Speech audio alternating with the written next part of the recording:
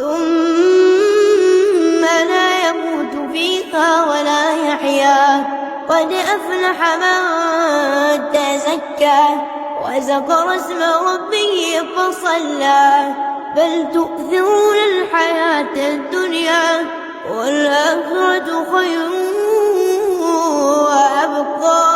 إن هذا لفي الصحف الأولى صحف إبراهيم وموسى.